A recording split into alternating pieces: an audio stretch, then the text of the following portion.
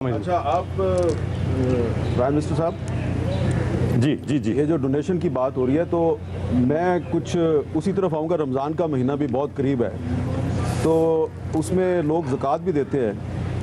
تو جب آپ کرکٹ کھیلتے تھے تو جہاں تک مجھے یاد پڑتا ہے جو آپ کی کرکٹ سے جو آمدنی ہوتی تھی اس پر آپ کی والدہ جو ہیں وہ زکوٰۃ دیا کرتی تھی. پھر جب ان کا انتقال ہو گیا تو شاید آپ کو یاد نہیں رہا, آپ نے پیسے انویسٹ کر دیے اسٹاک مارکیٹ میں اور اس میں کریش ہو گیا. 87 کی بات ہے شاید, تو آپ کو نقصان ہو گیا. اس سے پھر آپ کی ایک اسپرچول ٹرانسفارمیشن شروع ہوئی. اپنے پرسنل ایکسپیرینس سے بتائیں کہ یہ جو ہم اپنی آمدنی پہ زکوٰۃ دیتے ہیں یہ کتنی ضروری ہوتی ہے, اور آپ نے پھر جب یہ دینا شروع کیا تو پھر آپ کو کیا کیا ملا؟ یہ حامد آپ نے ایک بات کی میں سب کے سامنے آپ کو کہنا چاہتا ہوں کہ میں کبھی دیکھیں ایک کرکٹر تھا جو کامیابی ہوتی تھی کمپٹیشن میں, سیکنڈ آنے کے کوئی پرائز نہیں ملتے تھے. تو وہ ایک کیا ہوتا تھا کہ اگر آپ کامیاب نہ ہوئے تو یعنی ایک کلر انسٹنکٹ ہو, اگر آپ میں نہ ہو تو آپ کامیاب ہی نہیں ہو سکتے اسپورٹس میں. تو اس میں بدقسمتی سے ایک یہ بھی تھا کہ کوئی انسان کے اندر وہ رحم ختم ہو جاتا ہے. مثلا اگر آپ کے مخالف کے لیے آپ کو رحم ہو جائے تو آپ جیت ہی نہیں سکتے. تو یہ میرے میں کبھی بھی نہیں تھا. تو میری والدہ تو دیا کرتی تھی جو بھی پیسے آتے تھے زکوٰۃ. جب وہ 1985 میں جب وہ فوت ہوئی تو اس کے بعد میں نے سوچا کہ میں چلیں انٹرسٹ نہیں لیتا لیکن میں اسٹاک میں ڈال دیتا ہوں پیسے. اسٹاک مارکیٹ میں 87 میں کریش ہو گیا, پیسے میرے اس میں چلے گئے.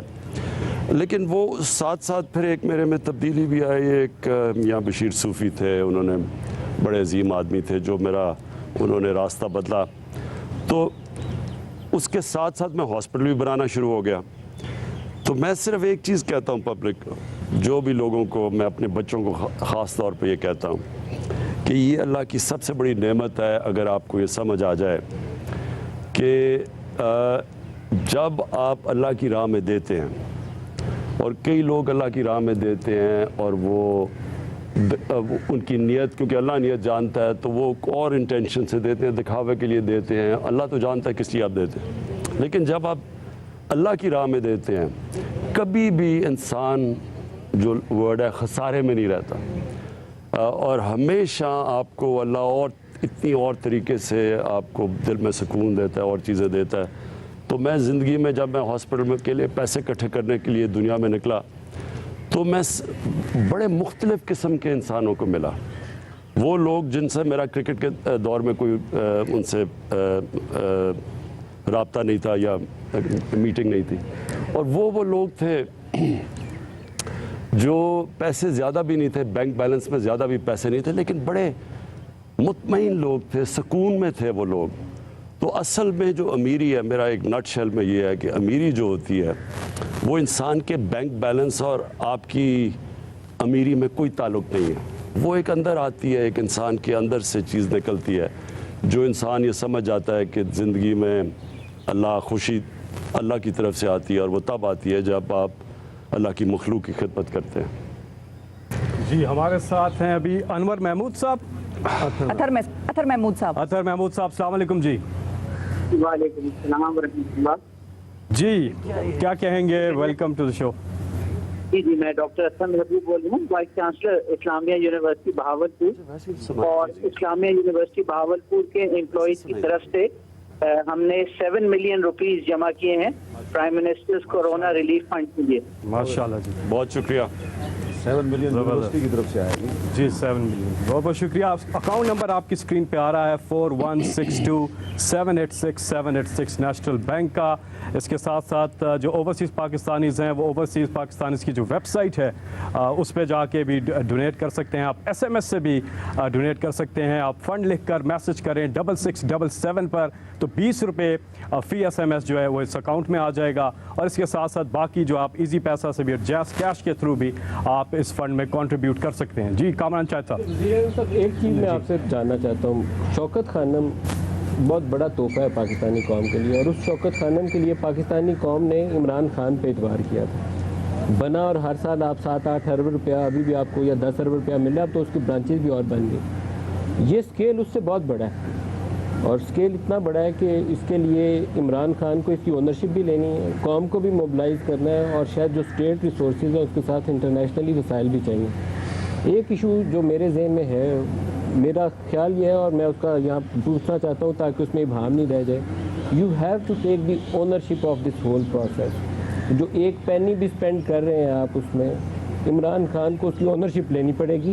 آپ کے بہت سے پاکستان سے باہر لوگ جو آپ کو شوکت خانم میں فنڈ کرتے رہے ساری عمر، ابھی بھی کال کر رہے ہیں، میسج کر رہے ہیں، ابھی اشرف نوابی صاحب کا میسج آ رہا تھا، آپ کو دعائیں دے رہے ہیں، اس طرح کے ہزاروں سینکڑوں لوگ ہوں گے، وہ آپ پہ تو بھروسہ کریں گے، لیکن ایک سوال برقرار ہے جس کو آپ کو ایڈریس کرنا ہے کہ ٹرانسپیرنٹلی اسپینڈ ہو، پیسہ آئے گا، آپ کی اپیل پہ بھی آئے گا، لوگ پاکستانی اپنے بھائیوں کو بچانے کے لیے بھی دیں گے کہ قوم ویسی بہت چیریٹی کرتی ہے انڈیویجولی، لیکن یہاں آرگنائزڈ وے میں اس کو اسپینڈ کرنے کی ضرورت ہے۔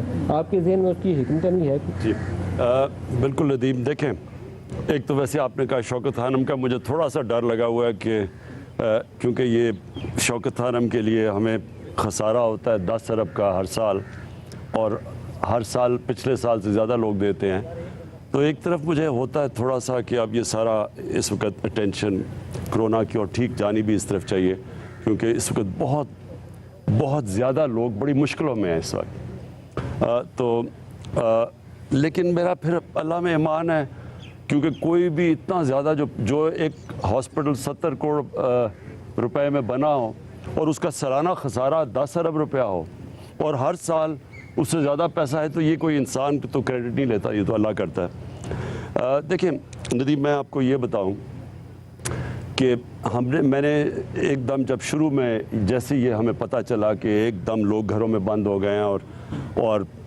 جو دہاڑی دار ہے اور جو یہ ٹیکسی والے اور جو رکشہ والے جو آمدنی کے اوپر اپنے گھر میں بچوں کا پیٹ پالتے تھے، تو ہمیں پتہ چل گیا کہ ایک دم مشکل میں آ گئے ہیں۔ تو لیکن میں نے تب تک یہ فنڈ ریزنگ کی فیصلہ نہیں کیا جب تک ہم نے پورے اپنے جو کنٹرولز تھے فنڈ، دیکھیں پیسے اکٹھے کرنے کا سب سے بڑا اصول یہ ہے کہ یہ بہت بڑی ذمہ داری ہوتی ہے کہ آپ لوگوں کے پیسے اکٹھے کر رہے ہیں، تو جب تک آپ کے فائنینشیل کنٹرولز ٹھیک نہیں ہوتے کبھی پیسہ نہ اکٹھا کریں، کیونکہ ایک جب اللہ کے نام پہ آپ پروجیکٹ کرتے ہیں تو بہت بڑی ذمہ داری ہوتی ہے کہ جو آپ پیسہ اکٹھا کریں وہ ٹھیک جگہ پہ جائے۔ تو ہم نے یہ جو احساس پروگرام تھا، اس کے پہلے چیکس پورے ہوئے، اب یہ جو پروگرام آپ دیکھ رہے ہیں کہ جو لوگوں کو پیسے دے رہے ہیں، کبھی پاکستان کی تاریخ میں اتنا زیادہ پیسہ نہیں دیا گیا، کبھی پیسہ نہیں دیا گیا۔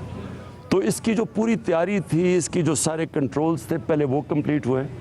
اب ہمارے پاس کوئی بھی جو ہم پیسہ دے رہے ہیں، 12,000 روپیہ دیتے ہیں، یہ باقاعدہ بتا سکتے ہیں کہ کس تحصیل میں، کس یونین کاؤنسل میں پیسہ گیا، لوگوں کے نام کون سے ہیں، سب کچھ کمپیوٹرائزڈ ہے، اس کے اندر کوئی انسانی مداخلت نہیں ہے۔ اور آپ یہ پولیٹیکل یہ دیکھ لیں کہ اس پہ کوئی پولیٹیکل کنسیڈریشن نہیں ہے کہ ابھی تک جو سب سے زیادہ پیسہ ڈسٹریبیوٹ ہوا ہے وہ سندھ کے اندر ہوا ہے، جدھر ہماری گورنمنٹ نہیں ہے۔ وہ کیوں ہوا ہے؟ کیونکہ یہ صرف پاورٹی کے نام، جدھر غربت زیادہ ہے ادھر یہ پیسہ جا رہا ہے۔ سو وہ سارا کدھر سے آیا؟ وہ جو پرانے ڈیٹا بیس ہیں جن کو ہم نے ٹھیک کیا، جو بس کا ڈیٹا بیس تھا پھر اس کو ہم نے ٹھیک کیا، اس میں سے لوگ نکالے جو کہ غلط لوگ، اس میں 8 لاکھ لوگ نکالے، پھر اس میں ایڈیشن کی۔ اب یہ جو لوگ ایس ایم ایس کر رہے ہیں، ہر جگہ سے لوگ ایس ایم ایس کرتے ہیں کہ جی ہمیں جو لوگ مستحق ہیں، پھر ان کو اس پورے پروسیس سے گزارتے ہیں، نادرا کے ڈیٹا بیس سے گزارتے ہیں، اور اس کے بعد جب وہ کوالیفائی کرتے ہیں تو ان کو پیسے دے رہے ہیں۔ تو ایسا کبھی بھی ٹرانسپیرنٹ پروگرام پاکستان میں نہیں ہوا۔ تو اس کے لیے اب میں پھر آگے ہی چلتا ہوں۔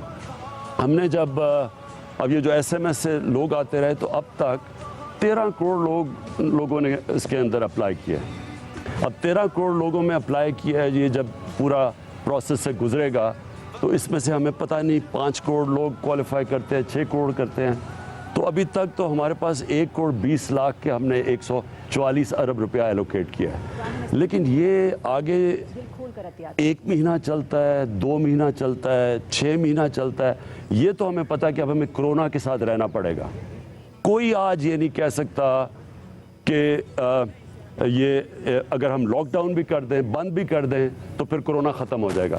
سنگاپور نے لاک ڈاؤن کیا، ان کی کرو فلیٹ ہوئی، انہوں نے کنٹرولز کھولے، پھر کرونا پھیل گیا۔ سو یہ ایک ایسی چیز ہے، نئی چیز ہے، تو لہٰذا وہ کہتے ہیں نا کہ ہمیں اس کے ساتھ اب رہنا پڑے گا. کیسے کرنا پڑے گا, رہنا پڑے گا. ایک تو یہ جو لاک ڈاؤن ہے, یہ میں اس کے اوپر بعد میں بھی بات کر لوں گا کہ لاک ڈاؤن اب سمارٹ لاک ڈاؤن کی طرف جانا پڑے گا. سمارٹ لاک ڈاؤن کا مطلب یہ ہے کہ اب ہمیں کھولنے پڑیں گی چیزیں لوگوں کے لیے. جو چھوٹی دکان ہے, یہ جو کنسٹرکشن, جو لو رسک ایریاز ہیں, یہ کھولنے پڑیں گے, کیونکہ یہ انڈیفینیٹلی اب لاک ڈاؤن ہو ہی نہیں سکتا, کیونکہ ہم اتنے زیادہ لوگوں تک پہنچ ہی نہیں سکتے جو لوگ متاثر ہیں. یعنی ہر ریسٹورنٹس میں ویٹرز, ہر جگہ لوگ متاثر ہیں. تو جو بھی گورنمنٹ کر لیں ہم اتنے نہیں پہنچ سکتے. لہٰذا یہ جو پیسہ اکٹھا کر رہے ہیں یہ ان لوگوں کی مدد کرے گا جب تک کہ لوگوں کے کاروبار, یہ جو کنسٹرکشن شروع نہیں ہوتی, تو یہ ان کو جا کے فیڈ کرے گا, یہ جو ایکسٹرا پیسہ بھی آئے گا. لیکن اس میں کدھر تک جاتا ہے آگے